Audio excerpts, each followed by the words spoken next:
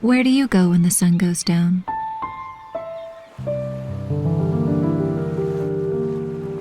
Out for a walk? Or a drink? Maybe to a show?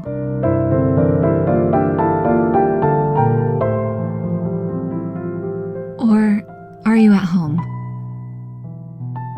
being a weirdo?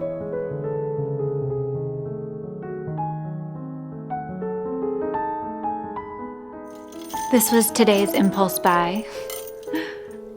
I think this is the best $8 I've ever spent. I got her at the thrift store. Oh, her name is Phoebe, by the way. Say hello to Phoebe. Get you situated.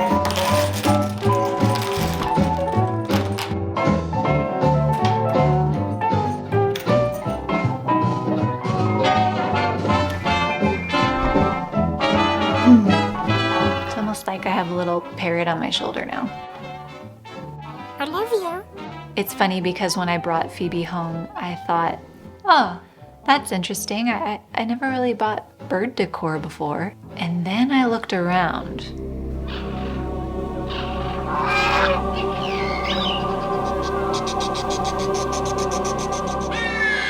And there are just birds freaking everywhere in this apartment.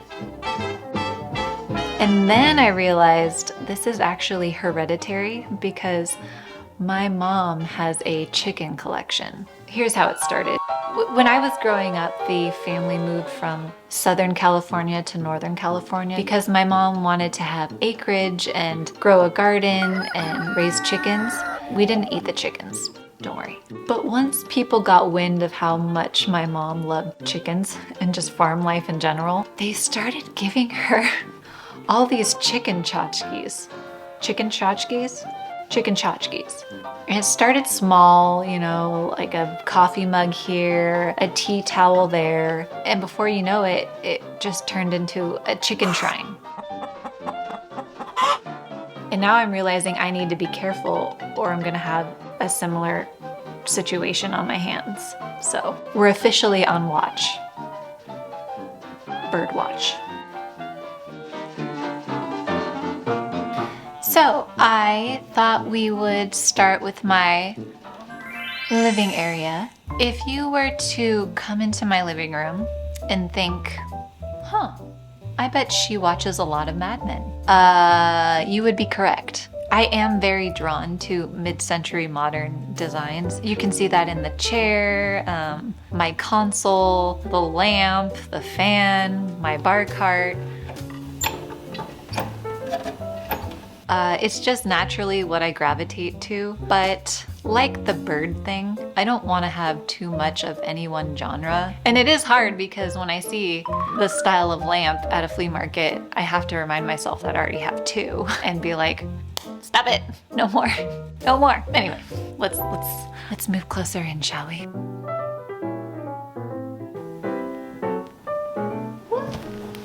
So welcome to my couch. AKA where I spend 99% of the time. Funny story, I had a friend come over and she was like, oh, I love this pillow, but it looks like one of those accidental butts. I'm like, what? She's like, yeah, it looks kind of like an anus. And we had a good laugh about it. And I'm like, you're right. Yeah, it doesn't bother me. But now I always keep this pillow behind another pillow. A little bit about my design philosophy in general. It basically boils down to three things. Do I like it? Can I afford it? And can I carry it up to my apartment by myself? That last one is very important. And I guess there is something going on with earth tones in me right now. You give me an olive green. You give me a rusty red. You give me a mustard yellow. And I'll take it.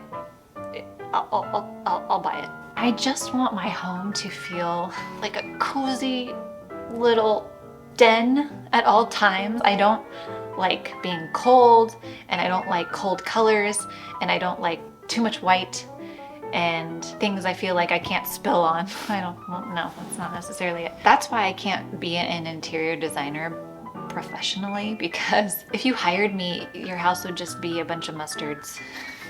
Sorry. Mustards and birds. This book is a photography book that I got from a street vendor on the Upper West Side. And the best part is, it has an inscription. For Mother, December 26, 1986. That was the year I was born. That's a good year. Waiting for the train. Ah, commuting. The fountain in Central Park. What's going on there? Oh, this one. This one's my favorite. Look, all your girlfriends toasting you because you're gonna get married. If you come over, we're having some wine and I'm breaking out this book. You've been warned. So this is my entryway. You walk in and this is to your right. And you got two coat closets. They're actually one, but there's two doors. This is the other mid-century lamp. My hat that I wear almost every day because we are sensitive to the sun. Some more books. Oh, my friend got me this one. Fast Talking Dames. I don't know why. It just reminded me of like Gilmore Girls or something, but I think it's about actresses from yonder who talked fast. This is the bathroom. We're not gonna spend much time in here, I promise. It's a bathroom and it's got a toilet and a sink and a shower. There is one interesting thing. This thing here, it's built into the wall. It's apparently an old hamper for your laundry and you could just plop it in there. Okay, we need to rehydrate. This is the kitchen, which I love. I love that it's kind of in this little enclave. It feels really cozy and contained. I'm not an open floor plan person. I like walls.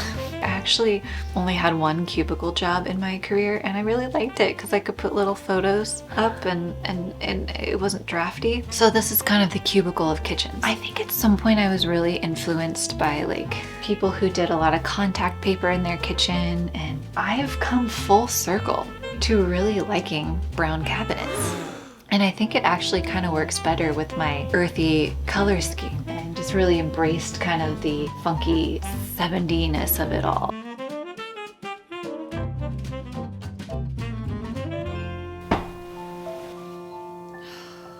This is the loft. What's cool about this loft and rare is that it's tall, so I can actually stand and walk around in it. The shortest part is this beam right here. Hold on.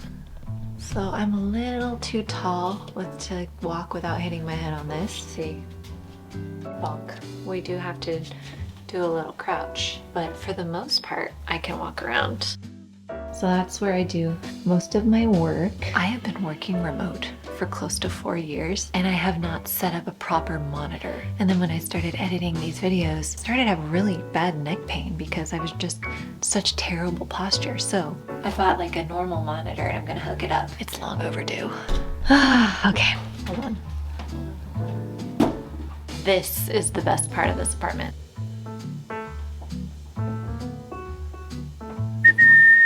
It's a little skincare closet. I never had something like this before. I'm stoked. Like I just had all my crap here. All the serums, all the moisturizers. Should I maybe have cleaned my mirror before I invited guests over? Yeah.